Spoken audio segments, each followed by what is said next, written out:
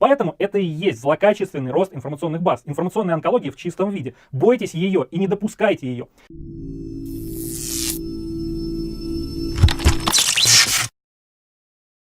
Периодически я сталкиваюсь с тем, что новые заказчики жалуются на рост их информационных баз и замедление. Безусловно, каждый случай индивидуален, но в целом ситуацию попробуем разобрать здесь и сейчас. Рост баз по объективным причинам, когда мы наполняем базы полезными данными, он вполне нормален. И хранение данных в информационных базах, конкретных базах, тема обширнейшая, ее не разобрать в одном видео. Поэтому подписывайтесь на канал, мы ее обязательно разберем, но в одном из следующих видео.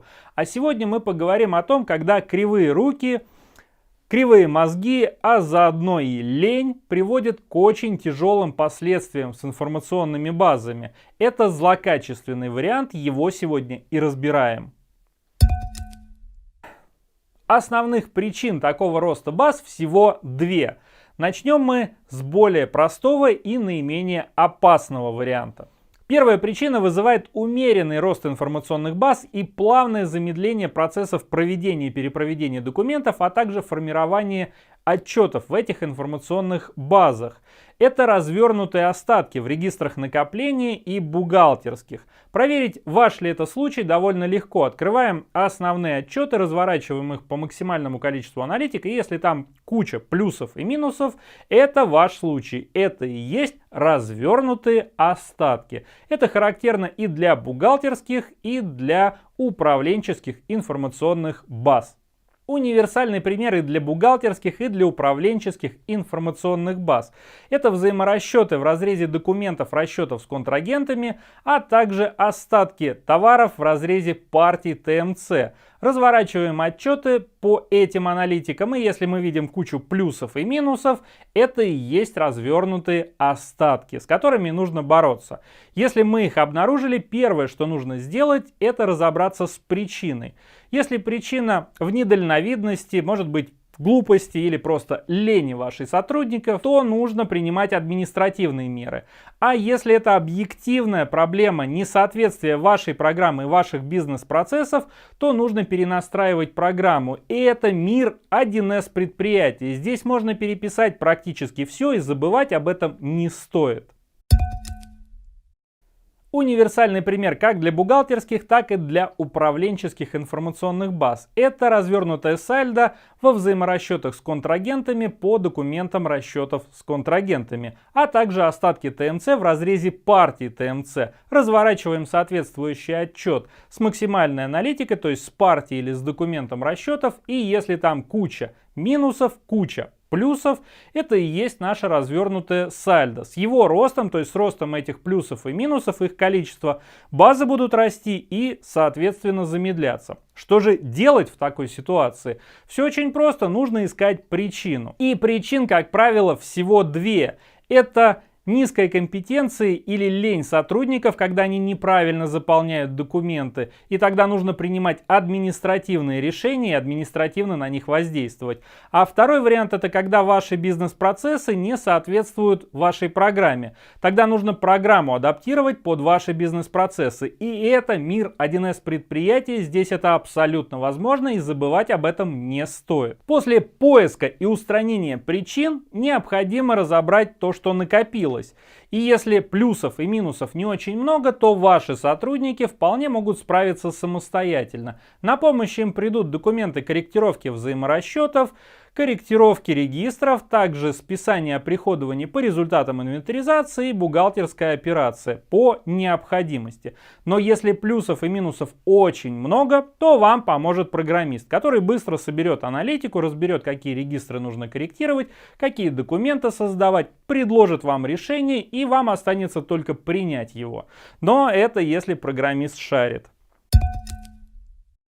Теперь вторая и более тяжеловесная причина — раздувание информационных баз. И связана она бывает с устаревшими конфигурациями 1С предприятия, а также низкой компетентностью сотрудников, в том числе и программистов. Кроме того, с ленью, куда же без нее. Итак, вторая причина — это наполнение информационной базы различными фотографиями, сканами, документами и прочими файлами в совершенно немыслимых объемах.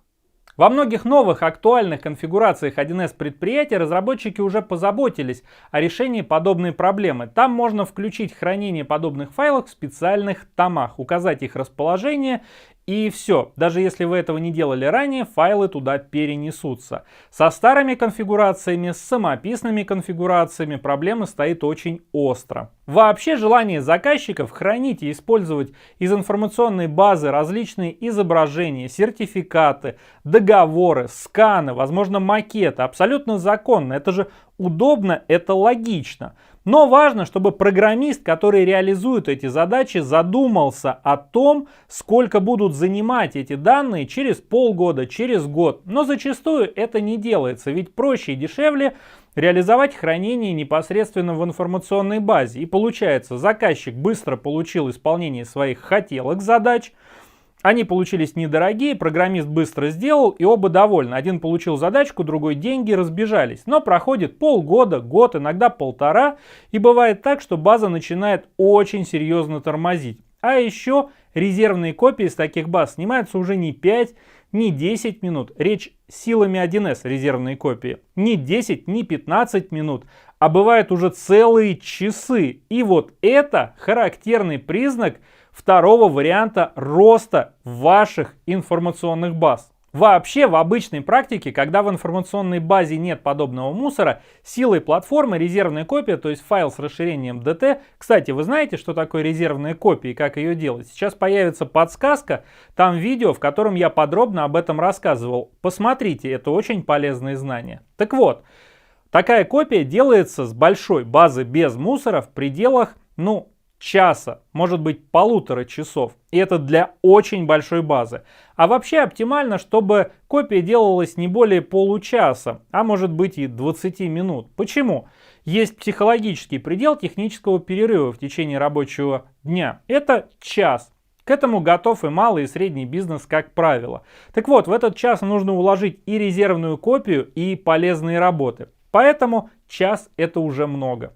Еще раз хочу подчеркнуть, это очень важно для понимания. Если с ваших информационных баз силами 1С предприятий нельзя снять копию за час, 2, 3 или 4, это очень характерный признак замусоривания информационной базы подобными файлами. Нужно вовремя пресечь этот рост. Безусловно, не всем заказчикам и не всегда нужны сложные системы хранения файлов в томах. Можно хранить фотографии и прочую информацию прямо в базе, но нужно понимать, что и как хранится. Часто безответственность сотрудников приводит к негативному развитию событий. Пример. Заказчик хочет хранить изображение номенклатуры, то есть товаров, непосредственно в информационной базе. И в этом нет ничего плохого, если этих товаров не миллионы. Но фотография, сделанная на профессиональную камеру и хранящаяся не в сжатом формате TIFF или RAW, может занимать сотни мегабайт. И 100 фотографий по 100 мегабайт — это уже гигабайты.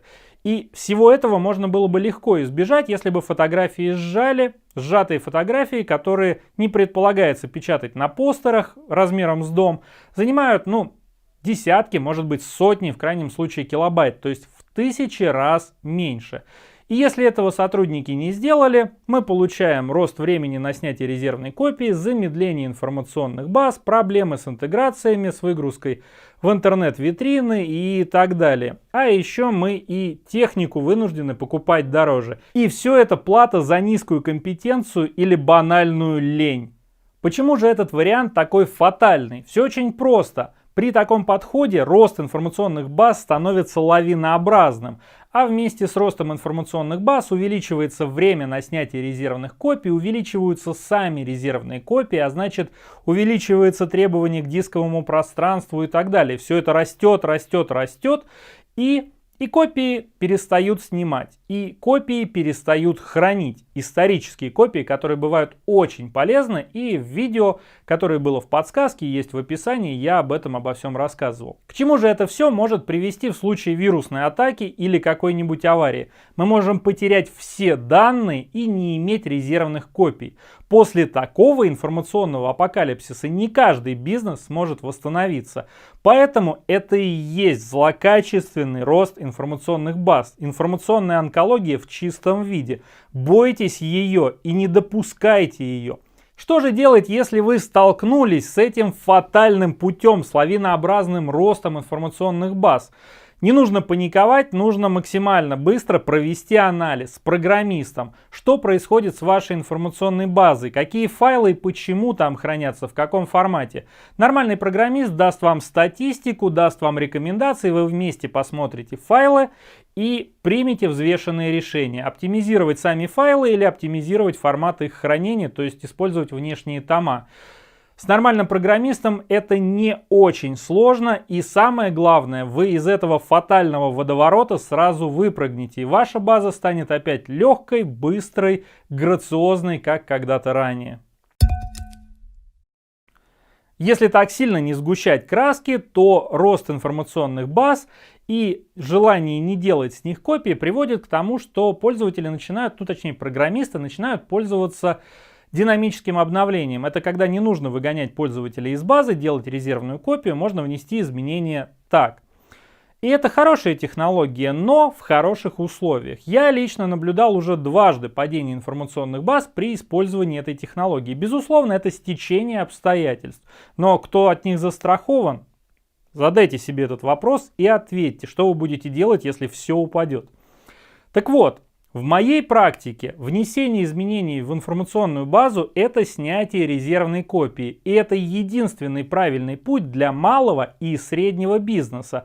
Про крупный бизнес, там где десятки программистов, системных администраторов, огромные базы с тысячами пользователей, мы сейчас не говорим. Видео не о большом бизнесе, не о их проблемах. Там свои заморочки, и малому бизнесу это все не по карману. Поэтому вам нужно следить за своими информационными базами, чтобы резервные копии делались всегда. Это архиважно. И чтобы немножко развеять тот ужас, который я нагнал в середине видео, хочу сказать, что мы с вами находимся в мире 1С предприятия. А в этом мире программист может почти все.